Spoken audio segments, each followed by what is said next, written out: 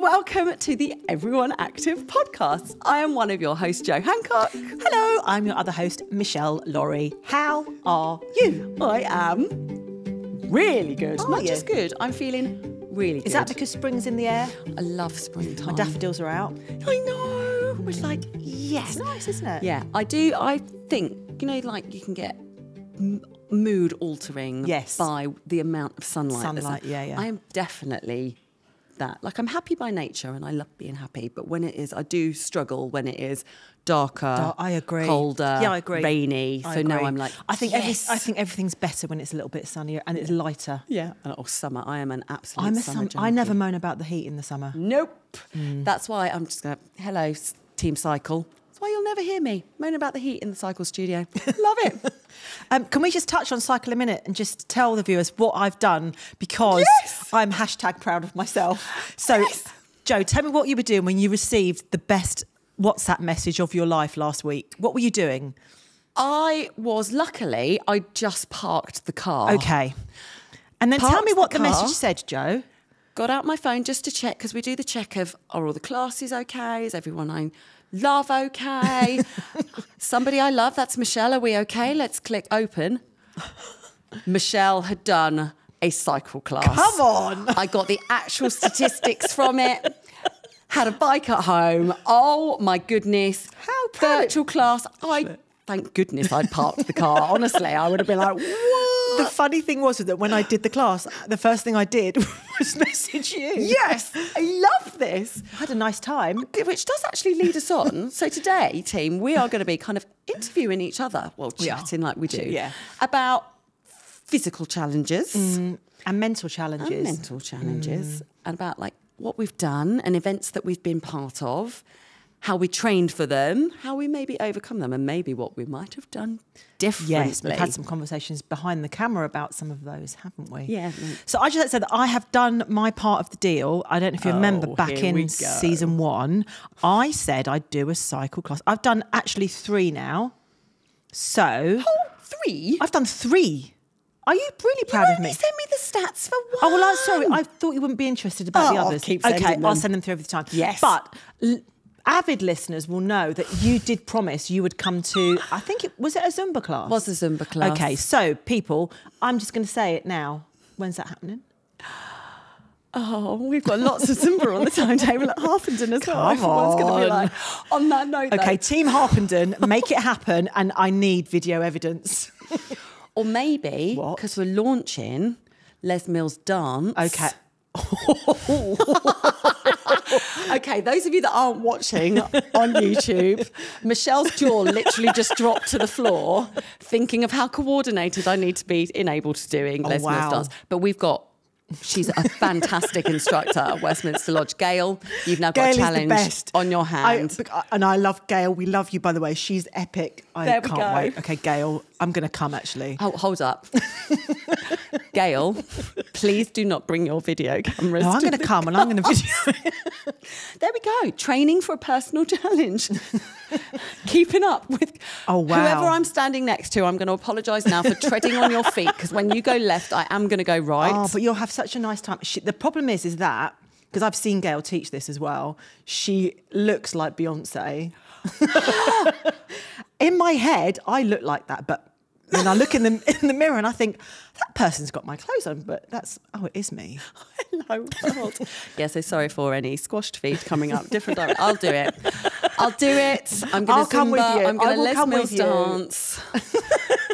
Here we go. This is so exciting. But you've always, one of my really great friends, who I'm probably going to mention a bit today because he does epic challenges, works a full-time career, right, owns a business, and then will go, do you know what? I'm going to go off and do this, or I'm going to go off and do this. And when I say this and this, it's usually climb Mont Blanc, cycle from Mont Blanc to the coast, row the Channel, and then run from the coast to central London. Like, it's not those go types pop of to challenges. Waitrose and get your weekly shop then. No, not that. And then he said to me once, and it's always stuck with me, you've always got to have your next goal. You've always got to have your next challenge. I'm like, yeah. That is a good mindset to have. Yeah, and he actually said that to me when I was feeling a bit like, bit blue, bit. And he was like, well, what's your next challenge? And I was like, I haven't got anything booked. And he was like, Hancock, sort it out. So I guess my next challenge is to not take out the Les Mills dance crew. Heck. Oh, bless you. You'll have a nice time, though. Yes. Oh, I'll leave smiling. Definitely. I will leave smiling as well. Definitely. It'll be amazing. We are going to go on to, because we're sticking with classes. Yes. We're going to talk to you about your gorgeous challenges. So you have been a live presenter, a master trainer, a group exercise instructor, but I want to specifically talk to you about how you became a live instructor for a very big fitness brand, as well as Everyone Active, your prep for the shows, how you lead people on stage, what physical activity you do beforehand, because obviously you've got to learn your choreography, but you've got to make sure that your energy is higher than ever, because we've got to speak at the same time we're delivering it. So how did you get into it in the first place? So I think probably when I had been teaching a while, just regular Group X, and then I bought a set of fitness DVDs. I think I'm going back, how old am I? 54. I think it was about 10 years ago. And I got amazing results from doing these workouts. They were hideous workouts. It was HIIT training, and it was kind of quite new at the time. It was quite a new thing. And I got a little bit obsessed with it, and I really decided that I wanted to find out more about it. And I kind of think that it just all happened at the right time, because as I'd finished doing the whole sort of fitness DVD thing, that I was doing it at home as well as teaching, they decided to launch the DVDs as a live class in the UK. And I knew I knew two of the presenters who were previous Les Mills presenters. I just kind of knew them from being around, and I bugged them basically. I want to be part of this. I just said, I said, I want to be an instructor. So I bugged and bugged, and they brought training out, and I went and did the training with them, and that was great. And then it must have been probably a year later or so, there was a message going out saying we're looking for master trainers to come and do this. And I spoke to the guy that I knew, who was one of the presenters, and I said, I think I'm too old. And he said, what are you talking about? Don't be ridiculous, of course you're not. And I was, probably 45, I think, maybe at this point. And I really thought I was past it. But I thought, well, I'll go for it. So off I trekked to London for an audition, and I turn up and there's like 500 people there for this audition. 500? And literally I just thought, oh, goodness me. I'd kind of prepped for it physically by I was doing lots and lots of different types of training. So I was doing lots of HIIT training. Oh, so that's really interesting. So you weren't just doing the programme that you had to deliver. No, I wasn't. I was training that anyway. And then I was also doing, because I sort of then looked and saw what other brands they had. So then I added to my repertoire doing some strength training. I was already teaching like a stretchy body balance class anyway. And I just did lots of, I hate to say, but I was doing lots of running at the time because it was a very endurance-based as well.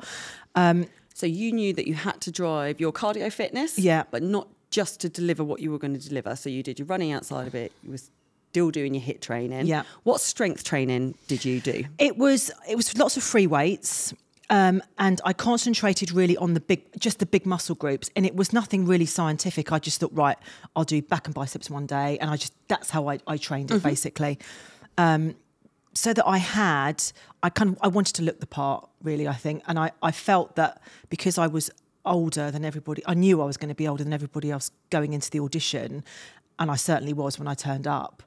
Probably the oldest there, I think. Mentally, how did that make you feel? Horrendous. I was in an absolute... I phoned my husband and said, I'm not going to go in. Because we were all standing outside. And I was looking and seeing so many other instructors that I knew... And I was thinking, oh my goodness, they're so much better than me. And I still have it now, a really big imposter syndrome. And I thought, I'm going to go. And it wasn't actually until one of the trainers, Rob, who was one of the Beachbody Master trainers, said, well, Mish, you're here, brilliant. And kind of said, come in. And made me go. And I said, I don't think I should come. And he said, are you crazy? Of course you should come. And so then I went to the audition and, got through, and that was it, really.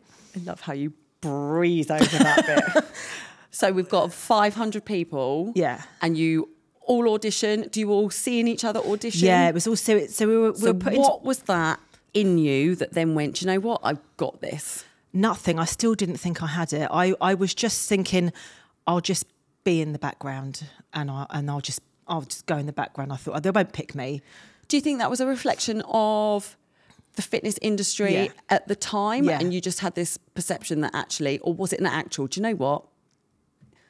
There's maybe not a position for you. Is that literally how you were feeling? I really thought that. I think maybe at the time the fitness industry was it was still very much focused on the very young looking, and not that I didn't look young, because I'm lucky that I do look quite youthful. Not boasting, but I looked about 10 when I was 25. Do you know what I mean? So, but physically, I just thought, gosh, they just look so much better than me, and why would they pick me? I don't know. I just didn't think I had it in me. And they sort of split us into groups. And I kept looking around the groups, and the groups would get smaller and smaller and smaller. And they still kept saying my number to go back in. And I was thinking, they got it right. And then we had to sort of do all sorts of things. And I got through. So I was really lucky. Yeah. So from that, you've now got your master trainer status. And I know that you were cast, and I am going to say cast, to do live events, to do filming through TV. What prep did you do for that? They were really good in the fact that they gave us loads of tools, as in lots of training to sort of help us be the best we could be on screen. I think by that point I'd kind of thought, oh, okay, maybe I should be here. And I kind of had that fake it till you make it kind of thing. I thought, well, if I pretend that I'm good enough to be here, then people will believe me. Mm-hmm. So the little bit of the showman in me came out, I think, and I went for it that way. Centre. And you did it. I mean, it was amazing. It was a great opportunity, and I did it for 5 years, and I loved it. And it opened all sorts of. In fact, it opened doors like this for me, because if it hadn't been for doing that and being able to train people, I never would have then thought, well, actually, I can do that for other brands. And how mentally strong of you, though, because you were in a position where you were like, I'm not even going to go there. You got there. You were going to walk out the door. Yeah. You were still standing on stage going, no. Yeah, it's weird, isn't it? But then I think once I get out, if I'm on stage and I'm presenting, I used to present to thousands and thousands of people at different events, and it would be literally a sea of faces. I'm fine doing that, almost because there's that many people. I feel a bit more comfortable than I do on a one-to-one basis, if that makes sense. Yeah. And it was kind of like, it would be almost like the adrenaline would just be kicking in, and it would just, you just jump harder than you've ever jumped before. And, that whole group, it's the group effect, isn't it? It absolutely is. It's that train together, it's the group effect. And psychologically, I feel I absolutely do this, but I enjoy doing it because I love knowing that I'm helping somebody out I'm pushing somebody else to their goal. And that's where strength comes from. I think you're exactly right. I think that's where the motivation is that it's almost, I remember I used to say to people, if I'm going to do it, you're doing it with me. We start together, we finish together. Let's go. And to know that you're changing people's lives, is, you can't put it into words, can you? Not at all. And I think that's a big thing when people take on a personal challenge, mental, physical, anything that's going to push us there. You don't necessarily realise the ripple effect that has on everybody else around you. Yeah. And it's kind of like that good finds good. But if you're doing it and you're pushing yourself and you are overcoming different forms of training to get there, mental barriers, imposter syndrome, you said, and you are doing it by default, you are lifting those people around you. Yeah. And then they are then going to go on and lift people around them. But I think also because I was being constantly challenged by the other presenters in the team, and it would be, we used to have to film ourselves regularly, technique-wise, and send it off to the States to be assessed. And it would be, your burpees aren't good enough. What are you doing? And it would be tough love feedback. You need to do some more training because you don't look good enough on camera. Off you go. And that was a constant thing of people giving you feedback to kind of drive you forwards.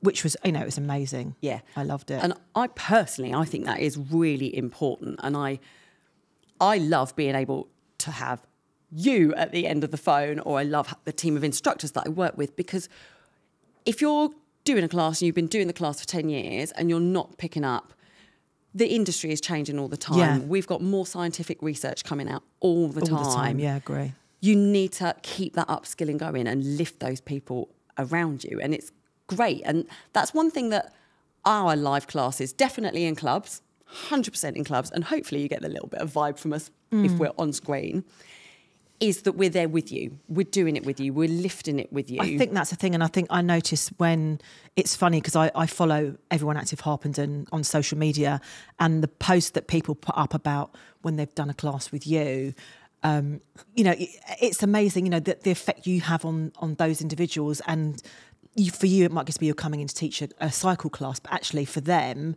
you've lifted their whole day. And I think that's underestimated massively. Yeah. And it's also, so people coming into the industry, like we are face to face. Yeah. We're face to face. When we're in club, I guarantee, team, go and speak to one of your group exercise instructors. Yeah, defo. Or indeed your personal trainer, because they would have done a challenge along the way, be it mental, physical, environmental. I guarantee that they have done something that they've overcome, and that is half the reason Now, they're doing what they're let's doing. talk about what you've been doing. Hi. Hello. So take us back to, you've done marathon training. I've done a marathon Now, and an ultra marathon. Goodness me. Let's talk about, you did the marathon first, correct? Okay. So talk me through, first of all, what was your driving force to do that marathon? Or was it just you woke up one morning and thought you wanted? No, I don't want to upset anybody right now, but it's because I lost my daddy. Is it? I lost my daddy, and me and my brother, amazing friends around us. Ross, who said that you need your next challenge, he was like, right, what are you going to do? It's got to be big, got to do it. So I was like, I'm going to do a marathon. My friends at the time were like, I'm sorry, what? This is a time when you weren't into fitness. Nope. Okay, so you were kind of like green around the gills with fitness, were you? Yeah, I used to be really pro at school, and at university I would still move. Then 20s happened and I was like, no. To the extent that if my friends went out for a run, I'd get on a bike and cycle next to them because I refused to run. Really? Like, I just Wow. was like, no, not my thing. So obviously there's physical preparation you had to do, which we'll talk about. How did you get yourself in the right mindset to think, right, this is what I need to do? Or did you just go for it? I think I was just in that zone of, okay, this is my goal, I'm going to have to do it. But my brother and I were fundraising for prostate cancer. That's what Dad passed of. And that was my added motivation. I was like, holy moly, people are actually donating. I've got to go and do this thing So now. it's kind of like a bit of a reality check, was it? Massive when people reality started to donate? check. Okay. But then I had the whole, I'm in a full-time job. How the heck am I going to find the time to put in marathon training? Did you know what the schedule needed to be? I did. And did you follow that, Jo? No. Oh, listeners, I'm shaking know. my head. I know. I was probably a don't do what I Okay, so this is did. going to be a don't do what you did. Okay, so talk us through So what you did. my brother did follow the plan. Okay, good boy. I didn't follow the plan. Bad girly. In terms of the running and the running distance, I did do a lot more classes. I did. And what kind of increase classes did you do? So I did it's- body attack. I did cycle. So I did another form of cardio training Yeah. that I knew wasn't just running. Right, okay. But running, I had a massive psychological barrier. So Okay. I was thinking, okay, I know I've got to be able to build my cardio capacity. I know that I've got to be able to, I had in my head, I'm like, I could be out there for 6 hours. I've got to make sure that I can keep moving Goodness. for 6 hours. Where my brother was like, I've got the 3-hour training plan. I'm going to be doing it in 3 hours. Funnily enough, he did. Oh, and how far in advance did you start planning? So But I'm saying planning in that inverted I commas. did do. Okay. So I knew in the October, before we had it in the April, that I was going to do this. Okay. So I had started training, and they always say it's really crucial to have been able to get a longer run in before December, January. How did that work out for you? Yeah, no. So then in the snow and the cold and the freezing and the icy conditions, there I was going, wish I'd done this earlier. Really wish I'd put the runs in earlier. So then that, I suppose, was my second wake-up call to the fact that actually, do you know what? Yes, I am doing a running event. I need to be Wow. respectful to my body and get it. How did your Looking- body react at that point? I think I was just still in the zone. Okay. But looking back, it is so important to be conditioned to what you are doing, because I picked up injuries, niggles, all the things I, as a trainer, now tell people to watch out for, I got it. The clothes I wore, I blistered because rubbing arms there. So I got blisters and rash down the inside of my arm. Attractive. I had other rashes in places that we just don't need to talk about that. And because I hadn't put the impact through my feet, so my feet were not conditioned, sorry for squeamish listeners. Have I got to hear this again? My big toenails, both toes, came back up through the skin, and I had to walk the last 6 miles because there was no more run. But I power runned and I was loving it, and 100% I was finishing it. But I was that person that didn't follow the correct training plan, which is maybe a factor as why I'm very passionate about it now. So then when was this? This was how many years ago? 2012. Okay, 2012. So that's 26 miles, correct? Yeah, 26.2. Okay, sorry.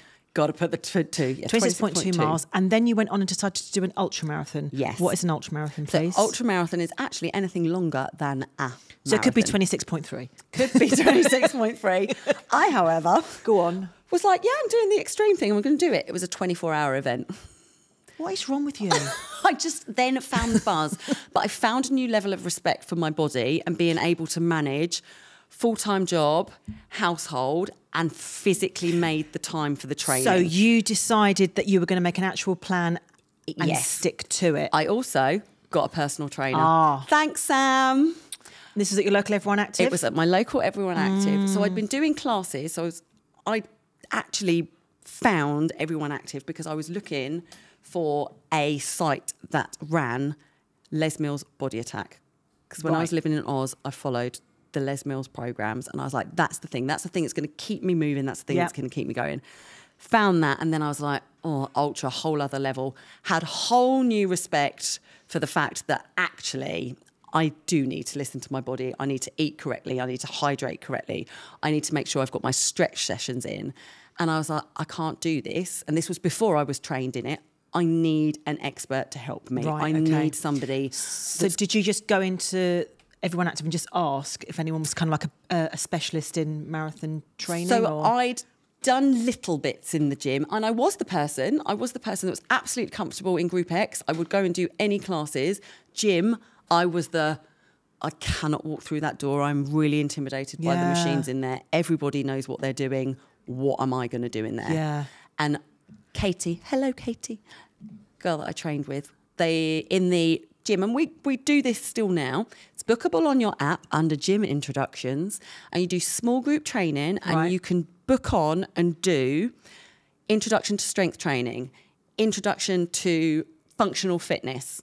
And it's not, this is how you put a pin in the machine. This is it's an actual program. So that was my little taster into the gym. And I was like, okay, I can do this. And then I was like, I'm seeing what you're doing. Like you as a personal trainer, I'm just going to go over to you. And you had to chat with them, really? Yeah. And then we sat there, and then we both worked together on the amount of strength that I was doing. And Aaron touched into it when we were talking about high rocks. Yeah. Is the fact that you don't have to necessarily, he was like, I'm not going to hammer you. I'm not going to make you run for 24 hours on a treadmill. But however, when you're running, we do need to make sure that we've got your leg muscles. We've got your everything programmed, ready to go. By the way, 3 months before the event, you're going to walk around with your backpack on your bag, and you are going to be in your trainers that you are doing this for at least 12 hours. Your body is going to get conditioned to the kit that you're wearing, the shoes that you've got on your feet. What kind of kit did you have to wear then for an ultra marathon? So we weren't running road shoes. It was like more an ultra shoe. So they've got more of a grip underneath. We had to be self-supported, so it was backpacks, and it's getting your body used to having straps on, weight in your backpack. Gosh, I suppose all that friction as well as you're running. Absolutely. Wow. That. And also the fact that we would be going through the night, you're used to sleeping. So we actually did, do you know what? You're going to stay up from 10 o'clock until 4 o'clock, and we're just going to keep moving. Sam wasn't with me on that bit, but I did do it. I needed to know what happens to my body when it's used to going, oh my gosh, you're going to fall asleep. And how you push mentally and through how it. did you get through that mentally then? Music. Did you? Yes. Was there a specific genre? I was that person that would literally press repeat, repeat, repeat. If there was a song that was getting me through the next hour, next 10 minutes, I was just listening to that track of music in my ear, and that was my mental touch. And I was like, I'm just going to get through it. Wow. And did you, when you were working with the PT, did they speak to you about nutrition and that kind of thing as well? And was that something that you had any knowledge of prior to that? Or so I'd say I'd always been not conscious of, oh my gosh, I can't eat that stuff, but I know how putting good into your body can then get that body performing better. But I didn't really think about the fact that we'd be going for 24 hours. So you can't eat breakfast, lunch, dinner.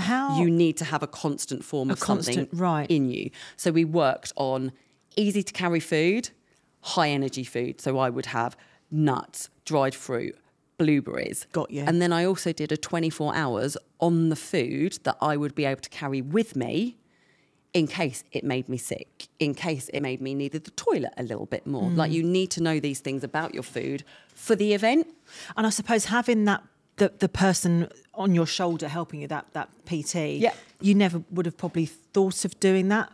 No, definitely not. Like, the fact that you are training with somebody absolutely knowledgeable, more knowledgeable about your own body than you probably are. Could steer you in the right direction. But it was also the times when I would be, and I was that person, I was like, oh my goodness, I've got to go and do what? And I was like, do you know what? Sam's going to be on the end of it. Sam's going to be my motivation. I'm going to make sure I'm there, and then I'll do it. And then you'll do it. Yeah. So absolutely, an expert giving me inside knowledge and made me accountable. It's the accountability, isn't it, as well? But I think it's interesting because I would never think to go to my local site maybe and think, actually, is there a PT there that can help me with training in events like this? Yeah. And it's just asking around the site, isn't it? Absolutely. And when we're working in our teams of PTs, like we've had Rory on, if somebody came to me and was like, I want to be in a show, I want to place, can you train me? And I'd be like, do you know what? Probably could, but there's a better personal trainer that works here. So it's a point of making sure you know what you want to achieve. Yeah. And then going and finding the person that fits for you. And I guess also not to be shy to go and ask around. That's the key thing, isn't it? Because you mentioned earlier about feeling intimidated about going on the gym floor. And that's someone that, you know, you love going to classes. And that's interesting that you had that mindset of, actually, this isn't my place. Yeah. But now I love it. Like, I can happily walk in there. Yes, I'm 12 years ago this was. But I was definitely that person of, okay, I want to do this. This is the challenge, but I don't know what to do because I feel intimidated by that. Yeah, and it's kind of like knowing what step to take, isn't it? Yeah, and the fact is, nailed the ultra, no injuries, absolutely loved it.